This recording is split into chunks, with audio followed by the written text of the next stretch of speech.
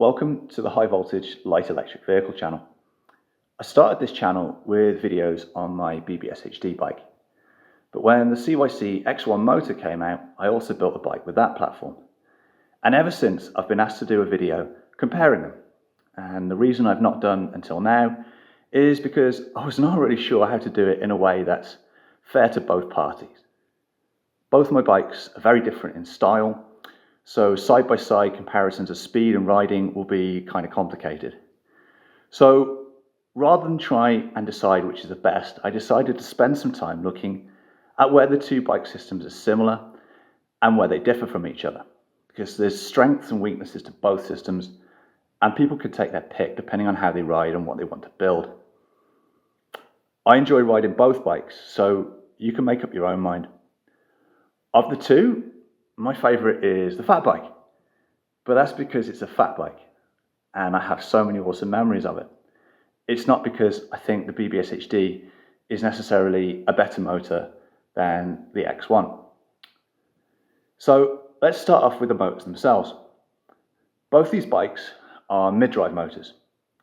So that means that they're mounted in the middle of the bike frame and they utilise the bike's existing drive chain to spin the rear wheel and drive the bike forward. In terms of real-world power, there is not that much difference to a point, because yes, you can push up to 6 kilowatts of power through the X1 motor, so on paper it has more power than the BBSHD over here. And that's a BBSHD even with modifications.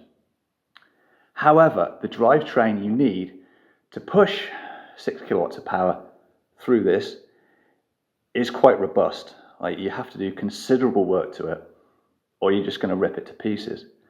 So for the majority of people building e-bikes, you can extract a comparable level of performance from both motor systems. Now, to get the BBSHD bike to that point, you need to use an upgrade kit with a back ASI. You need to use an upgrade kit with an ASI back 855, because as a stock motor, as it comes, the CYC will thrash the pants off a stock BBSHD. And it comes with a back 855 or a back 2000 if that's what you want. So there's an advantage right there for the CYC, because the kit you get comes with everything you need already to build a powerful bike. And with the BBSHD, you have to do a lot more hunting around to source parts to get that kind of similar level of power. Although both motors are mid-drives, they are built differently, and these differences do have an effect on how the bikes feel and ride.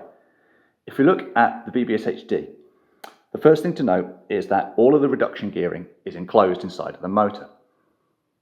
It's pretty heavy and chunky because of the style of reduction gearing. And if you look at the gears, they have a helical style, and that just takes up more space. The nice thing though is that everything is contained within the motor.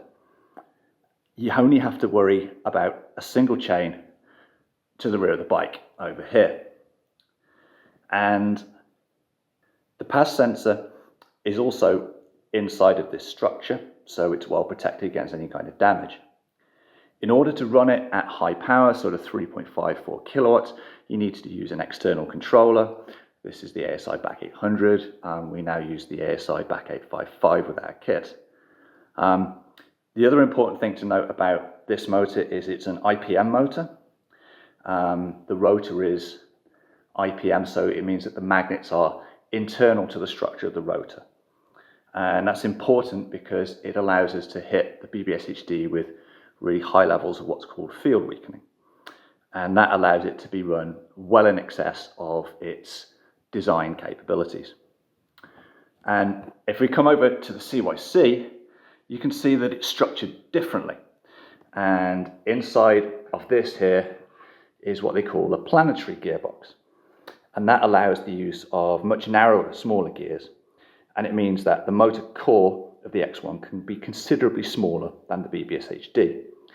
And this core then drives a further reduction, which is done via this chain system here. And that uses 219 chain, and then it uses the regular bicycle chain to take it back to the rear of the bike. And It does on one hand mean that you have an extra chain to lubricate and eventually replace. But on the other hand, the bonus is it gives you considerably more flexibility in terms of the frames that you can use with the motor and where on the frame the motor sits. So it will be higher up here, and on the BBSHD it tends to hang down a bit lower here. You can see on my motor that I've gone for the inside frame, and it keeps everything really nicely tucked away off of the ground. In general, just the physical nature of this means you're going to get better ground clearance with this motor than you will do with the BBSHD. So what does that mean in terms of real world performance? Well, what I've found is that to get the best out of the CYC, you need to use gears still. Whereas with the BBSHD over here, you can use a 1-to-1 gear ratio and have a bike that runs at about 60 kilometers an hour on the flat. Now, my CYC bike over here is a bit faster overall, but it doesn't seem to have quite the same kick off the line that the BBSHD does. And that very much comes down to the rotor structure and the internal gearing of the motor and the use of something called field weakening. With a BBSHD over here, the normal sort of stock RPMs, it tops out at about 3,500. But if you stick on the ASI back 855 and use field weakening, you can hit up to 13,000 RPMs. And because the magnets inside of this structure are permanently mounted inside, you can spin it really fast without worrying about damage on that motor. And the gearing inside of this is also 1-to-22. So because of that, you can get away with using this single gear and rip all the way from a standing start to 60 kilometers an hour without changing any gears at all.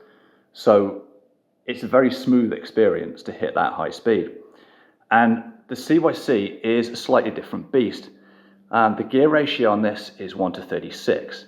And it also naturally hits really high RPMs.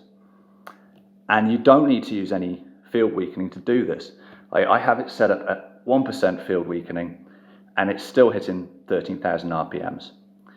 And if you go any higher and use any more field weakening, you're putting a lot of stress on the magnets. And you can see the magnet structure here. It's essentially still the same magnet structure, but they're on the outside. So if you get this overheated and you spin it too fast, you can get failure of these magnets.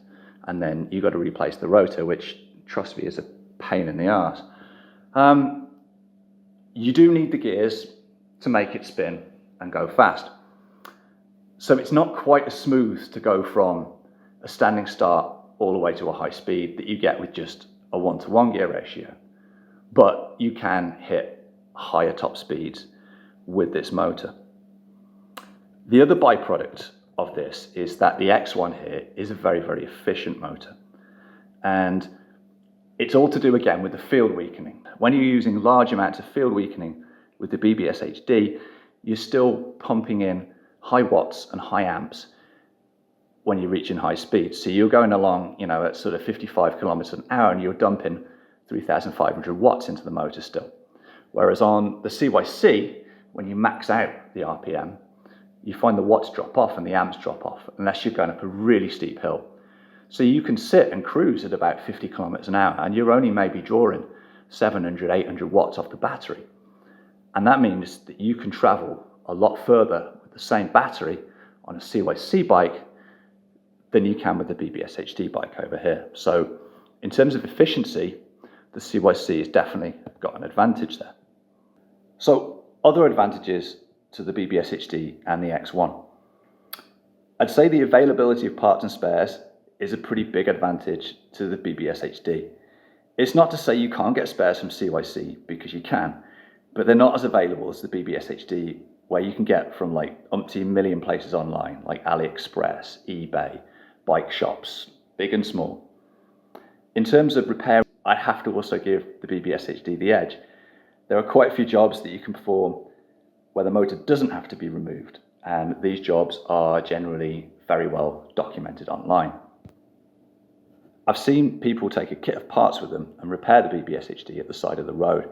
And if I was doing any sort of long distance multi-week trip, I'd probably go for the BBSHD because it's known for reliability and ease of maintenance. I mean, mine has not skipped a beat in 4 years with zero maintenance.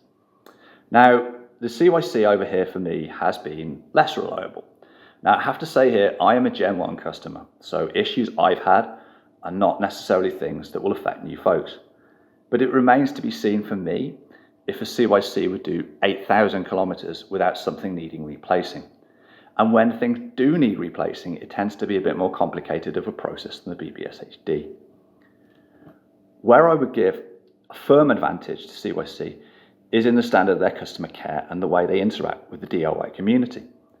If something goes wrong, they're very responsive and get things sorted out. And they've worked extremely hard to improve the motor, and they continue to innovate. They clearly enjoy being part of the DIY community. Bafand, though, on the other hand, seem to be almost embarrassed to be part of it, and there really are no avenues to communicate or work with them. They sell what they sell, and they seem to have zero interest in updating the BBSHD beyond cosmetics. Now, other areas. Where it comes to pedal assist, I'd say that the CYC holds a clear advantage over the BBSHD. The X1 Gen 2 employs a torque-based PAS sensor, which is much more responsive and gives the rider a much more natural feel when pedaling. This is not something that I've got to try though, because the Gen 1 uses the on-off style that you get with the BBSHD using magnets. Bafang seems to not want to update the BBSHD to a torque sensing, which is for me a real shame, and it's definitely something I think they could do. In terms of building a bike with the two systems, it's a bit of a mixed bag. In some ways, you'd say the BBSHD has the edge because there are lots more videos and tutorials out there to do it. But to build a bike that's competitive with a CYC bike, you have to source numerous extra parts and really plan out the build. And the CYC is much more of a one-stop shop. You order the kit and you install it onto the bike. I'm not going to go into too much detail here because there are lots of other videos covering this kind of thing. I should talk a bit about noise levels. There is a lot of criticism about the noise of the CYC. It's quite a high pitch. I don't mind it. It's not anywhere near as loud as videos tend to imply. It does carry though a bit more than the BBSHD because of the pitch. So at low speeds you tend to hear it still as a rider, whereas the BBSHD on grass at lower speeds is very, very quiet. However, there is nothing quiet about a BBSHD at 13,000 RPMs. To some extent, it's what you like. Both motors, however, are way quieter than gas-powered vehicles. So, you might say that the ideal mid-drive motor kit would be to take the best of both systems and bring them together to make the ultimate mid-drive system. What if you could take, say, the IPM rotor of the BBSHD and its bomb-proof reliability, ease of repair, and combine that with the versatility of the CYC in terms of how it can be installed? Because both motors have desirable characteristics, and both companies have advantages and disadvantages.